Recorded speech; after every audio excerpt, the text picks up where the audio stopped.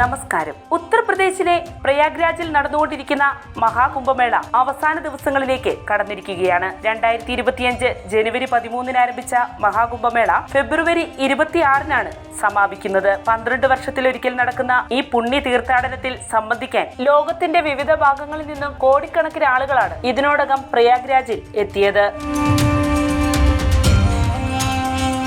ആഗോളതലത്തിൽ തന്നെ ഏറ്റവും വലിയ ആത്മീയ സംഗമമായ കുംഭമേളയിലെ പ്രധാന ചടങ്ങാണ് ഗംഗ, യമുന, സരസ്വതി നദികൾ കൂടിച്ചേരുന്ന ത്രിവേണി സംഗമ സ്ഥലത്തെ ഷാഹി സ്നാൻ. പാപമോക്ഷവും ജീവിത നവീകരണവും മുൻനിർത്തി വിശ്വാസികൾ ഇവിടെ സ്നാനം ചെയ്യുന്നു. എന്നാൽ ഈ സ്നാനത്തിനായി ഉപയോഗിക്കുന്ന ഗംഗ, യമുന നദികളിൽ നിന്ന് ഒഴുകിയെത്തുന്ന ജലം വിവിധ രീതികളിൽ മലിനമാക്കപ്പെടുന്നുണ്ടെന്നും അതിനാൽ തന്നെ സ്നാനം നടത്തുന്ന വിശ്വാസികളുടെ ആരോഗ്യത്തിന് തന്നെ അത് ദോഷം വരുത്തുമെന്നുമുള്ള പ്രചരണങ്ങൾ വ്യാപകമാണ്.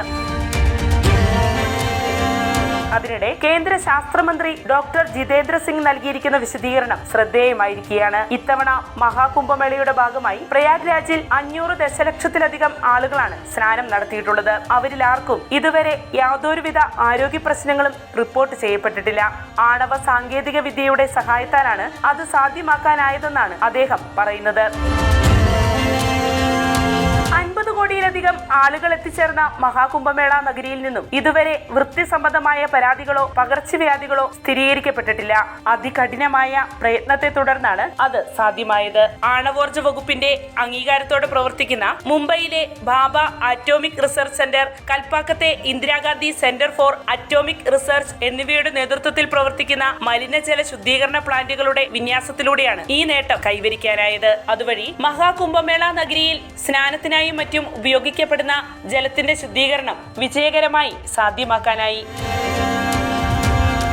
ഗ്രാനുലാർ സ്വീക്വൻസിംഗ് ബാച്ച് റിയാക്ടേഴ്സ് എന്ന മലിനജല ശുദ്ധീകരണ സംവിധാനമാണ് കുംഭമേളയിൽ സ്ഥാപിച്ചിരിക്കുന്നത്. കേന്ദ്രമന്ത്രി ഡോക്ടർ ജിതേന്ദ്ര സിംഗ് വിശദീകരിച്ചു.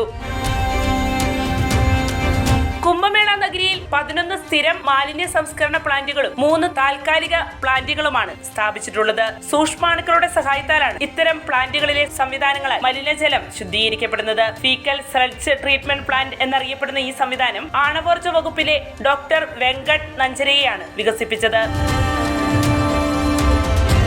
മഹാകുംഭമേള നഗരിയോട് ചേർന്ന ഗംഗാ നദിക്കരയിൽ സ്ഥാപിച്ചിരിക്കുന്ന ഇത്തരം പ്ലാന്റുകൾക്ക് ദിവസവും 1.5 ലക്ഷം ലിറ്റർ മലിനജലം ശുദ്ധീകരിക്കാൻ സാധിക്കും. ഡോക്ടർ ജിതേന്ദ്ര സിംഗ് പറഞ്ഞു.